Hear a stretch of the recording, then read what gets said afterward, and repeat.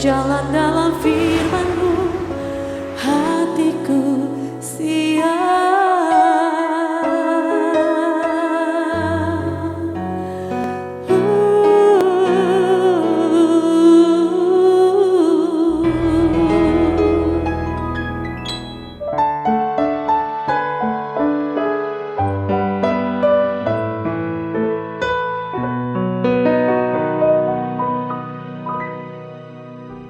Salam, God Lover yang dikasih oleh Tuhan Yesus Kristus. Senang kita bisa berjumpa kembali dalam Rest in God. Malam hari ini kita akan memasuki waktu istirahat kita. Kita hampiri Tuhan dan kita persembahkan kurban syukur kita.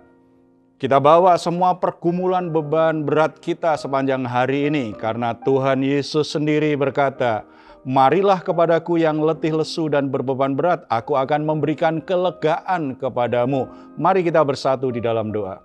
Bapa di surga, kami bersyukur karena tidak habis-habisnya kasih setiamu Engkau berikan, Engkau sediakan bagi kami.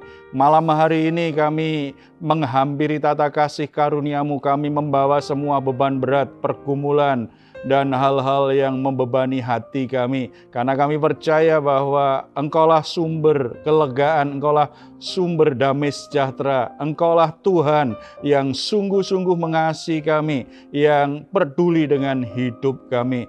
Biarlah kami semua juga boleh memberikan persembahan, korban syukur kami yang terbaik bagi-Mu. Karena Engkaulah yang layak menerima segala pujian, hormat, dan kemuliaan. Dalam nama Tuhan Yesus kami berdoa. Amin. Terima kasih Tuhan. Malam hari ini kami datang ke hadirat Tuhan, memuji Tuhan, menyembah Tuhan. Haleluya. Kaulah pusat penyembahan kami. Glory bagimu.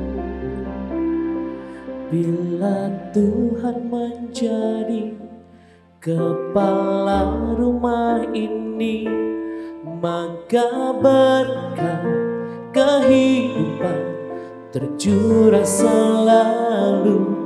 Datanglah kerajaan-Mu, jadilah kehendak-Mu. Ku alami setiap waktu, keluargaku adalah surgaku.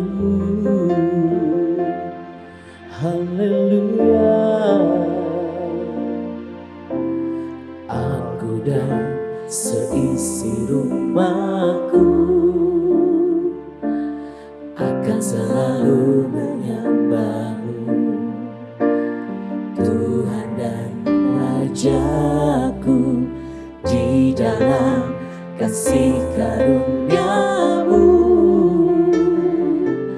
yang hidup saling melayani dan katakan bila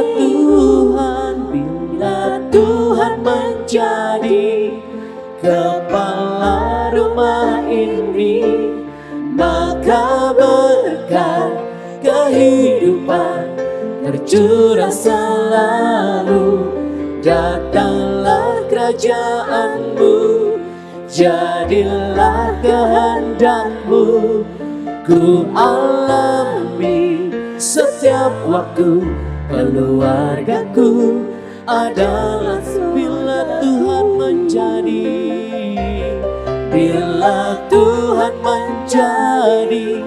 kepala rumah ini, maka berkat kehidupan tercurah selalu. Datanglah kerajaan-Mu, jadilah kehendak-Mu. Ku alami setiap waktu, keluargaku adalah surgaku. Haleluya. Terima kasih Tuhan, sebab Kau layak disembah. Kau memberkati setiap keluarga. Kaulah yang disembah, terima kasih Tuhan. Sebab keluarga kami, keluarga yang diberkati Tuhan, keluarga yang berkenan kepadamu Yesus. Haleluya, haleluya. Terima kasih Tuhan. Jadikan kami Tuhan rumah doa-Mu, agar kami semakin mencintai Tuhan. Terima kasih Tuhan. Jadikan aku Tuhan rumah doa-Mu, rumah doa-Mu. Terima kasih Tuhan. Agar semua suku bangsa datang menyembah. Jadikan aku rumah doa-Mu, jadikan aku Tuhan rumah doa-Mu, agar semua suku bangsa datang menyembah-Mu. Haleluya. Jadikan kami rumah doa-Mu, jadikan aku Tuhan rumah doa-Mu, rumah doa-Mu, agar semua suku bangsa datang menyembah-Mu. Terima kasih Tuhan. Jadikan aku Tuhan rumah doa-Mu,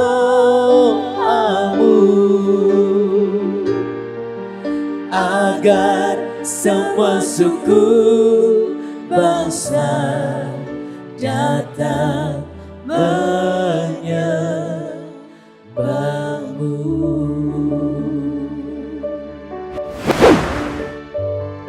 Puji Tuhan, satu pujian yang mengingatkan kita semua betapa berharganya keluarga kita.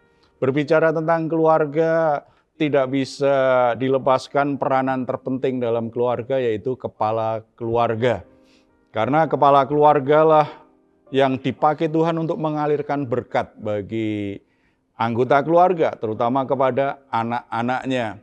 Cuma banyak problem di masyarakat, terutama tentang keluarga-keluarga itu justru dimulai dari ayahnya, dari kepala keluarga. Sehingga banyak anak-anak yang bertumbuh dalam kegamangan dan dalam kebimbangan, dalam kesulitan. Sehingga banyak sekali anak-anak kemudian bertumbuh dalam masalah. Begitu ya. Sebelum lebih lanjut kita sharing tentang hal ini, mungkin ada yang mau berbagi tentang kasus apa begitu yang terkait dengan seorang kepala keluarga atau ayah. Ada? Ada Pak. Ya, silakan. Berapa waktu yang lalu saya dengar ceritanya teman saya Pak, di mana papanya meninggalkan dia dan mamanya tanpa sebab apa-apa. Dia itu hanya meninggalkan sepucuk surat di rumahnya, dan ya sampai saat ini ya nggak ada kabar berita dari papanya. Saya pikir ini mengerikan juga ya Pak ya. Seperti kayak gitu Pak, orang tua. Tidak tahu di mana dia berada ya. Istri dan anaknya setelah itu nggak tahu di mana dia berada. Nggak tahu Pak. Setelah berapa tahun kemudian itu dia tuh mau ambil anaknya. mengambil teman saya ini. Jadi pada saat itu kebetulan mamahnya ada, bertepatan mereka berdua ada, suami istri ini. Jadi kayak rebut-rebutan anak. Tapi akhirnya memang teman saya memilih untuk mengikut mamahnya. Kasihan sekali keluarga yang ditinggalkan ya. Tapi memang kalau kita lihat di masyarakat, kasus-kasus seperti ini sebenarnya cukup banyak ya. Bagaimana rumah tangga jadi mengalami situasi yang sulit karena kepala keluarga tidak berfungsi dengan baik, kepala keluarga menghilang begitu saja, kepala keluarga akhirnya selingkuh, bahkan mungkin nikah lagi sembunyi-sembunyi maupun memaksakan menikah lagi, memaksa istrinya menyetujui berpoligami. Situasi yang banyak terjadi dalam masyarakat. Tetapi bukan berarti kalau banyak terjadi kita setuju. Iman Kristen tidak setuju. Bahkan kalau kita mau bicara keluarga, maka kita harus berbicara pertama kali tentang seorang pria yang diposisikan oleh Tuhan sebagai kepala keluarga. Karena dari seorang pria yang ditempatkan Tuhan, diposisikan Tuhan, dipercaya Tuhan untuk menjadi kepala keluarga, itu akan mengalirkan berkat Tuhan untuk istri dan anak-anaknya. Makanya ketika seorang kepala keluarga tidak berfungsi dengan baik, anak-anaknya bertumbuh dalam kesulitan. Ya, puji Tuhan kalau mereka berjumpa dengan Tuhan, dengan Bapa Surgawi sehingga alami pemulihan. Tetapi kalau tidak, mereka mengalami kesulitan untuk bertumbuh dengan baik. Seorang pria sebagai kepala keluarga seharusnya bisa memimpin, bisa melindungi, memberi rasa aman bagi anggota keluarganya, terutama anak-anaknya. Itu merasa aman dan tahu arah hidupnya karena ada seorang ayah, ada seorang kepala keluarga yang memimpin, yang peduli, yang merawat, yang mengayomi, yang menyediakan apa yang dibutuhkan bagi anak-anaknya.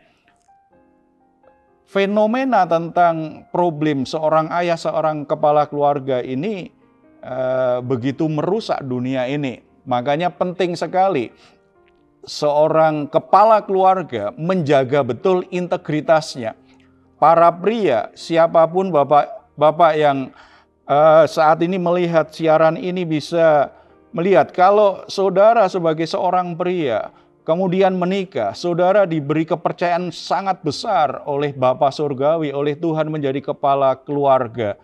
Sebagai kepala keluarga, kita harus menjaga integritas kita, supaya melalui kehadiran kita, tidak hanya kasih Tuhan, berkat Tuhan dinyatakan, tetapi anak-anak kita bisa bertumbuh dalam arah yang benar, arah hidup yang jelas, mengerti tujuan Allah dalam kehidupan mereka. Di Alkitab memang juga ditunjukkan bagaimana seorang ayah, seorang kepala keluarga kadang-kadang berperilaku yang sangat buruk, menjadi contoh yang sangat buruk. Salah satunya adalah Nuh. Kita tahu bahwa Nuh begitu dapat kasih karunia Tuhan luar biasa dari begitu banyak kepala keluarga, hanya Nuh yang dipilih Tuhan, beroleh kasih karunia Tuhan untuk diselamatkan dari penghukuman air bah itu. Ketika Nuh dan keluarganya dilindungi Tuhan sedemikian rupa di bahteranya itu, kemudian begitu sudah surut air bah itu, ternyata Nuh justru memperlihatkan contoh yang sangat buruk sekali. Dia merusak integritasnya sendiri. Kalau kita baca Kejadian pasal 9 ayat yang 20 dan 23 saja saya baca. Nuh menjadi petani, dialah yang mula-mula membuat kebun anggur. Setelah ia minum anggur, mabuklah ia dan ia telanjang dalam kemahnya. Maka Ham, bapa Kanaan itu melihat aurat ayahnya lalu diceritakannya kepada kedua saudaranya di luar. Sangat menyedihkan sekali. Seseorang yang beroleh anugerah Tuhan luar biasa untuk memimpin keluarganya, mendapatkan keselamatan dari Tuhan. Tetapi setelah itu, dia bertani, dia bekerja, diberkati Tuhan. Apa yang dia kerjakan diberkati Tuhan sebagai petani kebun anggur. itu berlimpah dengan hasil, tetapi ternyata dia menjadi mabuk oleh anggur. Mabuknya begitu berat sampai telanjang. Anak-anaknya melihat itu benar-benar rusak. Integritas Nuh sebagai seorang ayah, sebagai kepala keluarga, rusak di mata anak-anaknya. Ini sesuatu yang sangat menyedihkan. Orang yang beroleh anugerah Tuhan luar biasa aja, ternyata bisa juga integritasnya rusak di rumahnya sendiri, di hadapan anak-anaknya. Apalagi bapak-bapak yang tidak beroleh anugerah Tuhan spesial seperti itu. Pasti mungkin banyak, dan masa-masa sekarang saya lihat semakin banyak situasi rusak itu terjadi. Nah, lalu bagaimana Pak supaya para kepala keluarga ini memiliki integritas? Yang jelas pasti butuh komitmen ya. Butuh komitmen bagi para bapak, bagi kepala keluarga. Itu mesti punya komitmen pribadi, tekad pribadi yang kuat.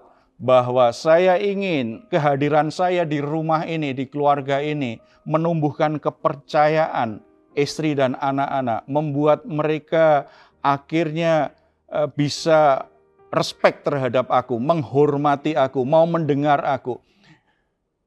Butuh kemauan, butuh komitmen. Ada beberapa hal yang harus diperhatikan para kepala keluarga. Yang pertama, Efesus 5 ayat 28. Demikian juga suami harus mengasihi istrinya sama seperti tubuhnya sendiri. Siapa yang mengasihi istrinya, mengasihi dirinya sendiri. Jadi yang pertama, para kepala keluarga harus mengasihi istrinya. Mengasihi istrinya sendiri maksudnya ya. Jangan mengasihi istri orang lain. Mengasihi istrinya sendiri. Bandingannya kalau kita baca perikop Efesus pasal 5 itu, bandingannya seperti Kristus mengasihi jemaat. Demikianlah suami mengasihi istrinya. Kalau kepala keluarga, bapak-bapak, kalau ingin integritasmu tetap terjaga, anak-anakmu bisa menghormatimu, tidak hanya istrimu, maka engkau harus belajar mengasihi istrimu. Tidak mengasihi istri orang lain nggak apa-apa, tetapi mengasihi istrimu yang sudah Tuhan satukan dalam pernikahan kudus itu. Seperti Kristus mengasihi jemaat. Jadi ada pengorbanan, kerelaan berkorban bagi istrinya. Bahkan gambarannya juga seperti engkau mengasihi tubuhmu sendiri. Makanya kalau ada suami yang lakukan KDRT terhadap istrinya, yang kasar terhadap istrinya, yang menyia-nyiakan kesetiaan istrinya, yang selingkuh, tidak setia, pasti integritasnya rusak. Anak-anaknya sulit untuk menghormati, dan istrinya pasti hancur hati luar biasa. Karena sudah merusak dirinya sendiri. Jadi bukan karena mereka nggak menghormati, dia sudah merusak integritasnya sebagai kepala keluarga. Ketika dia merusak sendiri integritasnya, maka kepercayaan dan rasa hormat istri dan anaknya pasti juga hancur. Kasih istrimu dengan kasih yang benar, tanpa kekerasan, tanpa caci maki. Karena itu seperti tubuhmu sendiri. Bagaimana mungkin bapak-bapak menyakiti tubuhmu sendiri? Yang kedua, Efesus 6 ayat 4. Dan kamu bapak-bapak janganlah bangkitkan amarah di dalam hati anak-anakmu, tetapi didiklah mereka di dalam ajaran dan nasihat Tuhan. Didik anakmu dalam nasihat dan ajaran Tuhan. Siapa yang harus mendidik? Anak-anak yang Tuhan percayakan kepadamu. Yang dipercaya Tuhan adalah kepala keluarga. Yang paling bertanggung jawab adalah kepala keluarga. Cuma karena kepala keluarga harus bekerja, harus lakukan banyak aktivitas lain. Kadang-kadang waktunya terbatas. Tuhan memberi seorang penolong, yaitu istri. Suami istri harus mendidik anak-anaknya sendiri. Ada keterbatasan mereka. Makanya perlu partner, makanya ada guru sekolah minggu, ada pembimbing rohani yang mendampingi, ada guru agama yang mendampingi, ada guru di sekolah atau mungkin bimbingan belajar. Tapi ingat, mereka menolong, mereka membantu. Tetapi tanggung jawab utama mendidik anak dalam nasihat dan ajaran Tuhan adalah orang tua. Dan dari Dua orang tua ini yang paling bertanggung jawab di hadapan Tuhan siapa? Seorang ayah, seorang kepala keluarga. Yang ketiga, lakukan apa yang saudara ajarkan. Seringkali kita ini banyak bicara ya. Seorang ayah biasanya seorang kepala keluarga, seorang laki-laki bicara banyak kalau melihat anaknya bermasalah. Ya. Sementara kalau mamanya, anak-anak suka bilang terlalu banyak bicara, sementara ayahnya terlalu sedikit bicara. Sebagai kepala keluarga kita perlu memberi waktu tertentu. Untuk apa? Untuk berbicara dari hati ke hati dengan anak kita. Untuk memberi nasihat, memberi semangat kepada mereka. Supaya mereka bisa curhat, mereka sedang dalam pergumulan apa. Dan kita menanamkan nilai-nilai kerajaan Allah, nilai-nilai iman, nilai-nilai yang berdasarkan kebenaran firman Tuhan. Yang paling bertanggung jawab adalah kepala keluarga. Ditolong oleh istrinya. Itu harus dilakukan. Tidak hanya sesekali, makanya bapak-bapak jangan banyak bicara, terlalu banyak bicara panjang lebar, apalagi dengan emosi marah ketika anakmu punya masalah atau dianggap itu membuat malu, mengecewakan.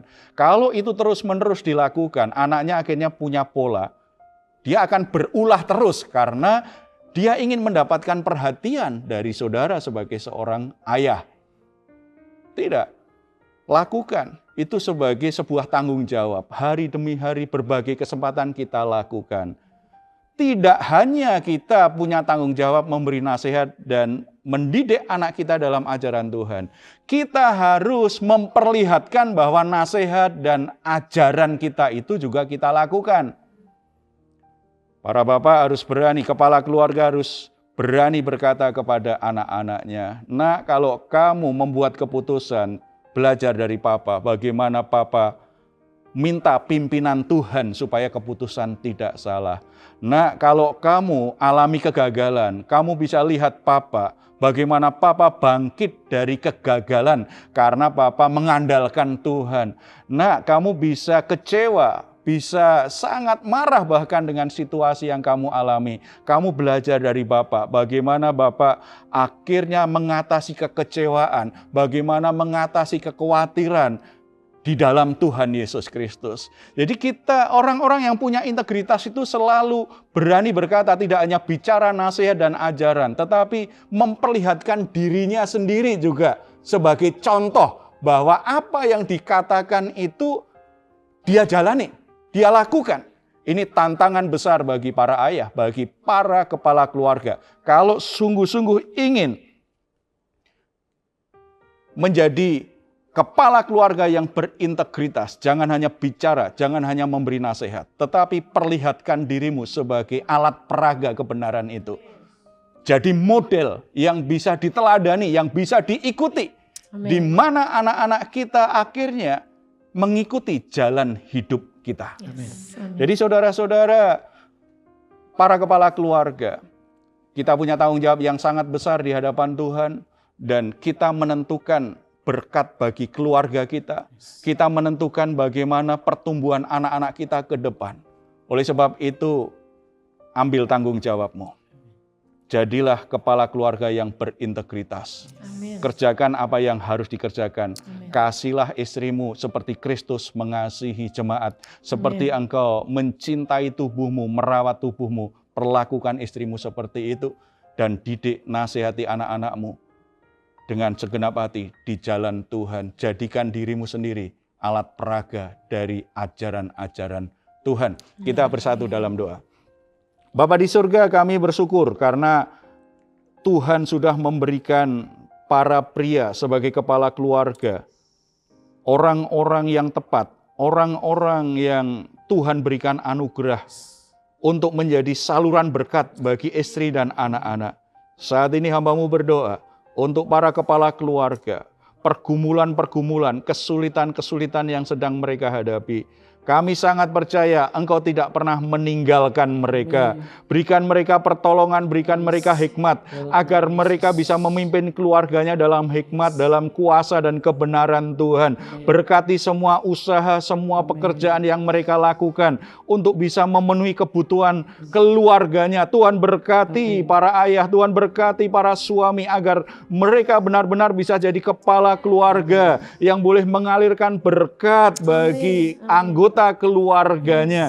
Berikan mereka kelembutan hati untuk mau berubah, untuk mau diubah oleh Tuhan, untuk mau dibentuk oleh Tuhan, supaya mereka dengan jujur menyadari semua keterbatasan, kekurangan dan kekilafan mereka sebagai kepala keluarga. Tuhan jamah hati bapak-bapak agar hati mereka kembali kepada anak-anaknya. Para bapak yang saat ini sedang meninggalkan keluarganya, yang saat ini sedang melepaskan tanggung jawab terhadap istri dan anak-anaknya, biarlah mereka Tuhan jamah hatinya, sehingga mereka kembali mengambil tanggung jawabnya sebagai suami, sebagai ayah, sehingga kepala keluarga bisa berfungsi dengan baik, keluarganya dipulihkan dengan baik.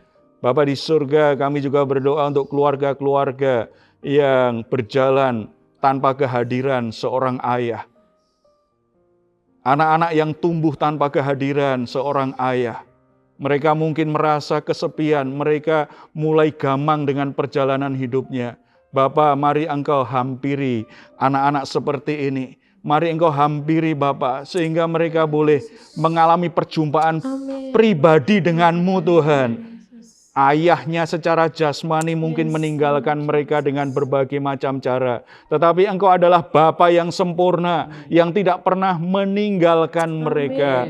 Tuhan menyembuhkan kekosongan hatinya, luka hatinya. Dan Tuhan hadir di bagian-bagian yang kosong. Sebagai Bapa yang hadir, sebagai Bapa yang penuh kasih, sebagai Bapa yang tidak pernah mengecewakan, tidak pernah meninggalkan mereka. Tuhan juga memberkati para single parent, ibu-ibu yang ditinggalkan oleh suaminya, sehingga mereka bergumul dengan rumah tangganya, harus mendidik anak-anaknya, harus mencukupi kebutuhan ekonominya. Tuhan berkati, karena Engkau adalah pelindung bagi para yatim, bagi para janda. Tuhan terus menyertai dan memberkati mereka. Terpuji nama-Mu Bapa. Bapa di surga, kami juga berdoa untuk generasi muda di Indonesia, di mana mereka tumbuh tanpa kehadiran ayah. Mereka tumbuh tanpa arah yang jelas karena tidak ada yang memimpin, tidak ada yang melindungi. Tuhan, kiranya Tuhan juga memimpin mereka, arahkan mereka Tuhan. Tarik mereka Tuhan, agar mereka juga boleh mengalami pemulihan di hatinya, dan boleh mengalami perjumpaan pribadi dengan-Mu sebagai Bapa yang sempurna. Terpuji nama-Mu Bapa, dalam nama Tuhan Yesus. Amin. God lover yang dikasih oleh Tuhan Yesus Kristus, semua pergumulan saudara boleh bawa kepada Tuhan. Kalau saudara membutuhkan dukungan doa, saudara jangan segan untuk menuliskan pokok-pokok doa saudara di nomor telepon yang tercantum yang dapat saudara hubungin. Atau kalau saudara juga ingin memberikan komentar, saudara boleh tulis di ruang komentar di channel Diaspora TV. Itu sangat berguna bagi kami di dalam meningkatkan pelayanan ini. Terima kasih, kita akan akhiri perjumpaan kita malam hari ini. Mari kita ungkapkan dengan penuh pengharapan dan penuh iman Mazmur 4 ayat 8-9. Engkau telah memberikan sukacita kepadaku lebih banyak daripada mereka ketika mereka kelimpahan gandum dan anggur. Dengan tentram aku mau membaringkan diri lalu segera tidur. Sebab hanya Engkaulah ya Tuhan yang membiarkan aku diam dengan aman. Selamat malam, selamat beristirahat. Tuhan Yesus memberkati kita semuanya.